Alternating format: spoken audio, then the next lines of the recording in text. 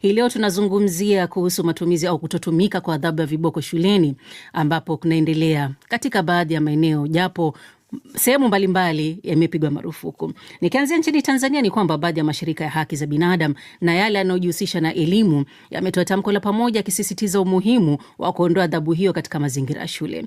Tamko hilo pia linaungwa mkono na mashirika ya kimataifa yanayoshughulikia ustawi wa watoto yakiwemo lile la UNICEF na pia shirika la afya duniani WHO. Tukielekea Uganda, ijapokuwa adhabu ya viboko bado ni halali nyumbani, sheria ilipitishwa mwaka 2016 kupinga adhabu ya aina hiyo shuleni. Sheria hiyo inaeleza vizuri kwa kila mtoto ana haki ya kulindwa dhidi ya aina zote za mzozo, ikiwa ni pamoja na unyanyasaji wa kimwili na pia kiakili. Nchini Kenya mnamo mwaka 2001 serikali ya nchi hiyo ilipitisha sheria ya watoto ya mwaka ambayo inajumuisha kuwalinda watoto kutokana na unyanyasaji wa aina zote pamoja na ghasia. Mnamo mwaka 2008 mashirika kutetea haki za watoto pamoja na mashirika kutetea haki za binadamu likiwemo Human Rights Watch yalitoa wito kwa serikali ya Kenya kupiga marufuku adhabu ya kutumia viboko dhidi ya watoto mashuleni. Lakini swali kuu ni je, adhabu ya viboko shuleni ni njia sahihi ya kurekebisha tabia mwanafunzi au ni madhara kwa haki na maendeleo ya mtoto? Kutusaidia kujadili mada hii ni mwakilishi wa shirika la haki ya elimu Tanzania, Mary Ndalo, mwalimu Harold Juma Kadenga aliyeko Mombasa nchini Kenya, pamoja na mzazi Grace Mwang'ombe aliyeko Nairobi nchini Kenya. Karibuni sana kama mnanipata. Asante. Mwalimu Harold, unanipata? Nakupata vizuri. Bi Grace, unanipata? Na basi naona tunapoendelea kumtafuta Grace kidogo naona amepotea katika mawasiliano, lakini nitaanza na wewe Bindalo. Je, adhabu ya viboko shuleni inakubalika na inaendana na haki ya mtoto? Haikubaliki na haiendani na haki ya mtoto kwa sababu ina madhara mengi kwa watoto. Adhabu kama adhabu, na ni kama vile bahati niko hapa kwenye shule nilikuwa naongea na watoto, na kati ya vitu ambavyo tulikuwa tunaongea ni hiyo kuhusu kuchapwa na inawafanya wajisikieje. Nadhani kuna namna nyingi sana za kumrekebisha mtoto, lakini unapompiga especially kwenye mazingira ya shule unamfanya kwa kiasi kikubwa watoto wengine wanaogopa, unawekea mazingira makubwa, kuogopa kujifunza, kuogopa walimu, kuogopa walezi, na hata wakati mwingine kuchukia baadhi ya masomo kwa sababu tu ya fimbo ambazo wanachapa nao. Wote tunajua kwamba kuchapa ndio kiutamaduni, tunaamini kwamba ukimchapa mtoto unamfundisha, lakini nyakati zinabadilika. Sio kila wakati lazima mtoto achapwe ili aweze kuelewa. Ni vizuri kuwepo kuna vitu vingine ambavyo mtoto anapewa ili aweze kujifunza, kujifahamu, lakini pia aone kabisa anaishi mazingira ambayo anaheshimika. Kumtandika mtoto hasa adhabu za fimbo mashuleni ni kwa namna fulani ni unamwonyesha mtoto haumheshimu. Na wakati mwingine pia katika mazingira mengi na ilivyozoeleka, wakati mwingine mtoto ataambiwa kosa lake, kwa hiyo anachapa bila kujua ni kwa nini anachapwa. Na inakuwa ni ngumu kwake kujifunza, na kwenye mazingira ambayo pia tuna utamaduni ambao watoto hawaruhusiwi kuuliza maswali kwa walimu au kwa walezi. Kwa ukiweka mazingira ya fimbo unakuwa unaenda kinyume na haki za mtoto, lakini pia ulinzi wa mtoto kwa ujumla, kimwili na hata kisaikolojia. Shukrani sana Bindado. Labda nikigeukia mwalimu Harold, kwa nini baadhi yenu mnaona kwamba viboko ni njia muhimu ya kudhibiti nidhamu miongoni mwa wanafunzi? Baadhi yetu wanafikiria kwamba viboko ni njia muhimu, lakini kwa mimi mwalimu ambaye ni mkongwe, nafikiria kwamba hii kiboko kimepitwa na wakati, kwa sababu inahitaji kwamba tugeuze mbinu za kudhibiti, kuweka nidhamu kwa watoto, kwa sababu athari za kiboko shuleni ni nyingi. Nikianzia kwamba ina athari ya kimwili, kisaikolojia, kijamii na hata kielimu. Nikianza na kisaikolojia, hii ya kiboko huleta msongo wa mawazo na wasiwasi kwa wanafunzi. Kupigwa mara kwa mara husababisha wasiwasi kwa wanafunzi, na kwa mwanafunzi hata pasipo na kosa. Pia hivyo huchangia sana uchokozi baina ya watoto, kwa sababu anaona kwamba ni kitengo muhimu cha kumfanya mwenzake amdhalilishe, aonekane kuwa mnyonge, kwa sababu ameirithi kutoka kwa mwalimu. Naam, sasa kijamii, endelea mwalimu. Kijamii, udhoofu wa uhusiano wa mwalimu na mwanafunzi huidhirika mapema, na uaminifu wa mwalimu pia hupotea, na mwalimu huonekana kama ambaye ni adui kwa mwanafunzi, na anakuwa ni mtu muonevu. Na pia inajenga utamaduni wa unyanyasaji kwa mtoto, hasa anakuwa mtu mzima. Atakuwa anarithi zile nyenzo alizotumia mwalimu, kwamba hicho ni kigezo cha kuadhibu. Usipoadhibu na kiboko, then mtu hataenda mbele.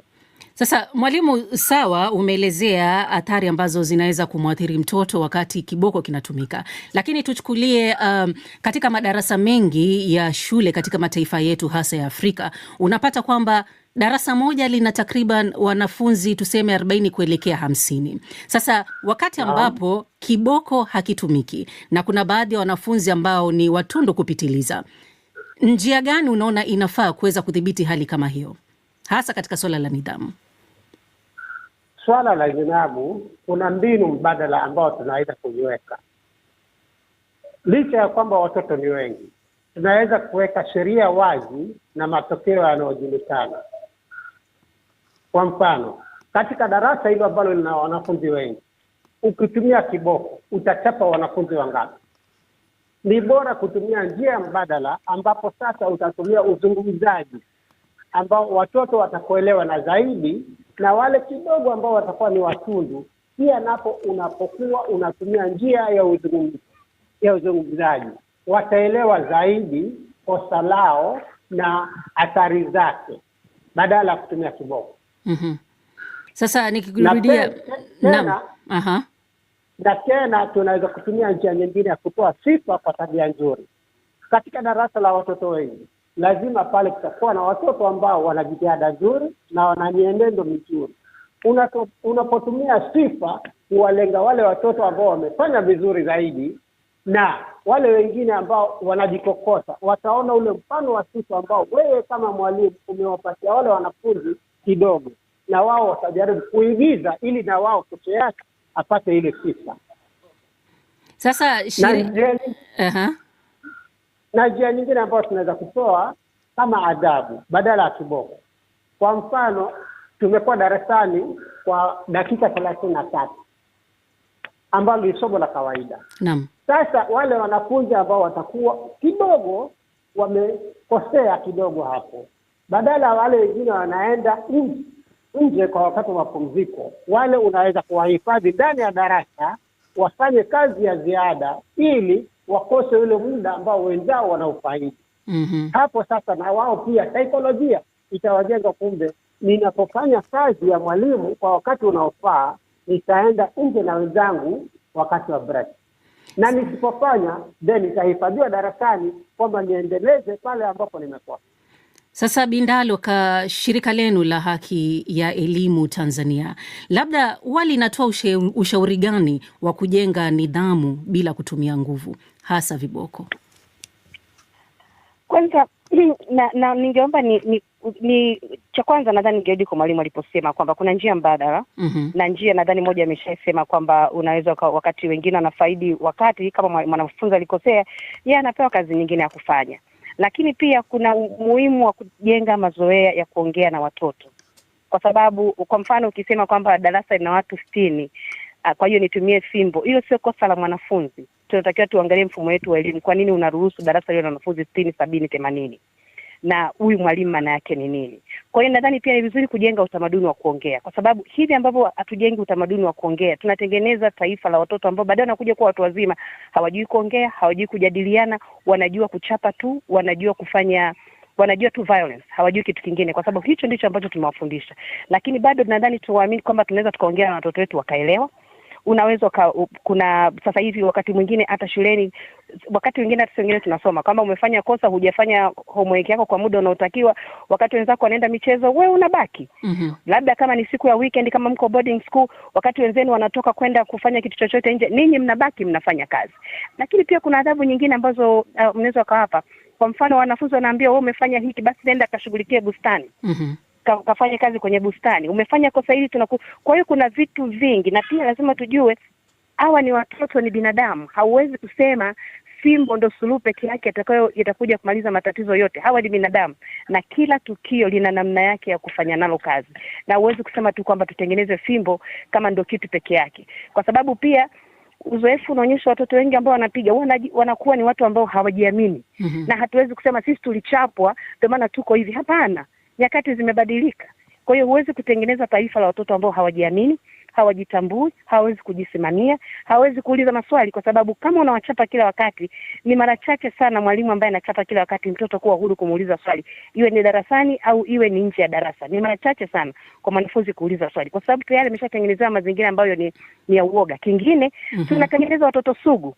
Kwa hiyo mtoto anajua kwamba nitafanya kosa, hakuna kitu chochote anifanya zaidi ya kunichapa. Tuna watoto ambao akifanya kosa, akifika mwalimu akimwita analala, anachapa, akimaliza anaondoka, lakini hajajifunza chochote na kesho anarudia kosa hilo hilo tena. Ni kwa nini? Ni kwa sababu hajafundishwa. Yeye ameshajua tu kabisa kwamba nikifanya kosa lolote, hata ambayo inabidi nijieleze, nitatandikwa fimbo. Kwa mfano leo tulikuwa tunaongea, mwanafunzi mmoja akasema, kwa mfano mimi nakaa mbali, natakiwa shuleni niwepo saa 1 kasoro, lakini eneo nalokaa siwezi, natembea umbali mrefu. Kwa hiyo lazima nitajikuta nafika shuleni saa 1 au saa 1 na dakika 20. Kwa sheria za shule, manake nimechelewa, natakiwa kutandikwa. Sasa huyo mtoto utamchapa mara ngapi? Kwa sababu hawezi kubadilisha nyumbani anakotoka. Kwa hiyo kila siku atachelewa. Kwa maana yake kila siku utakuwa unamchapa. Kwa nini usitafute mbadala? Na ni kwa nini hatufanyi mazoea ya kuongeleshana na watoto? Na kingine ambacho ningetamani kusema, tunaposema watoto ni watundu, tunamaanisha nini tunaposema watoto ni watundu? Manake utundu inaweza kuwa chochote. Wakati mwingine utundu tunaposema watoto wanapewa adhabu ni pale ambapo wako darasani, mwalimu hayupo, hakuna kipindi, watoto wanacheka, wanacheza darasani. Lakini Bindalo, nikukatize kidogo hapo. Nikitaka kutoa mfano binafsi, mimi mwenyewe nikisoma katika shule ya msingi, sio kwamba nilikuwa mtundu, sitajisifu, nasema ukweli, sio kwamba nilikuwa mtundu, lakini kulikuwa na masomo nilikuwa na uvivu nayo sana, lakini pia tulikuwa na mwalimu mkakamavu sana. Yeye alikuwa anachapa kulingana na makosa ulioyakosa. Tuseme ni hesabu, umekosa hesabu 1, fimbo ni 1. Umekosa hesabu 2, fimbo ni 2. Kulingana na hesabu ulizokosa ndio idadi ya viboko utakavyovipata. Na kwangu mimi binafsi ilinijenga kuona kwamba lazima nipate angalau kila kitu ndiposa niepuke viboko kama vile. Kwa hivyo ilinijenga. Naona nyote mnazungumzia sana madhara ya kutumia viboko. Huoni kwamba kuna upande mwingine ambapo kuna faida pia zinapatikana? Sasa ndo nasema kwamba kwanza tujue kwamba nyakati zinabadilika. Alafu kingine tujue kwamba watoto wanatofautiana. Hauwezi kuwa na suluhu ya aina moja. Kwa mfano kwenye hiyo ambayo unatolea mfano, mimi wakati nasoma hesabu ilikuwa ni somo ambalo ilikuwa inanipa shida, na mwalimu hesabu alikuwa ni mkali, lakini haikunifanya nijue hesabu, na mpaka leo mimi sio mzuri kwenye hesabu. Ilichonifanya tu ifanya sasa niogope zaidi. Umeelewa? Na kuna masomo mengine ambayo watoto wanaogopa zaidi. Point yangu ya msingi inabaki ni kwamba hasa kwa mwanafunzi ambaye ana uzito kwenye kujifunza, ukiongeza fimbo umemharibu zaidi. Na lazima pia tufikirie kwamba watoto, vizazi vinabadilika na nyakati zinabadilika.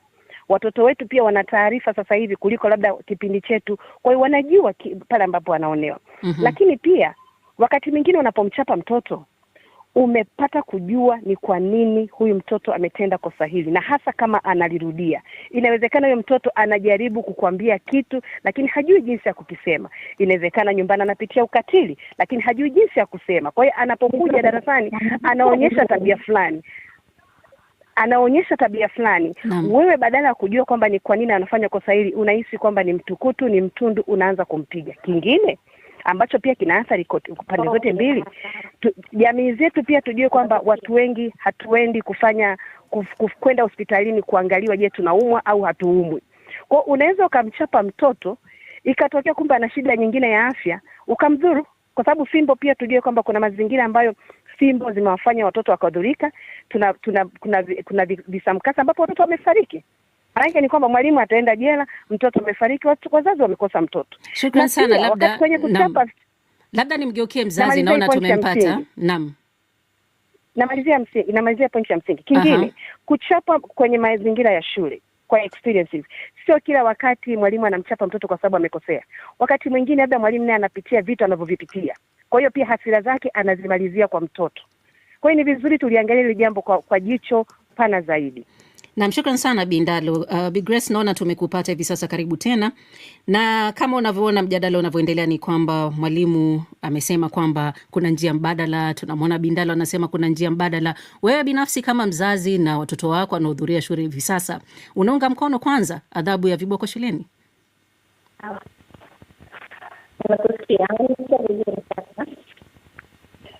Halo Bi Grace.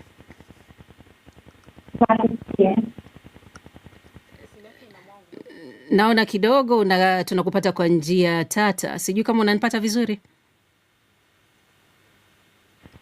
Naam, tunaposubiri kumpata Bi Grace kwa njia safi, labda nimgeukie mwalimu Harold hivi sasa. Unaonaje ushirikiano wa wazazi na walimu katika swala hili la nidhamu kwa watoto? Okay, labda kwanza niongelee faida ya kiboko. Sasa umerudi kwa faida mwalimu. Kidogo tu ambao nitailinganisha na zile hasara. Naam.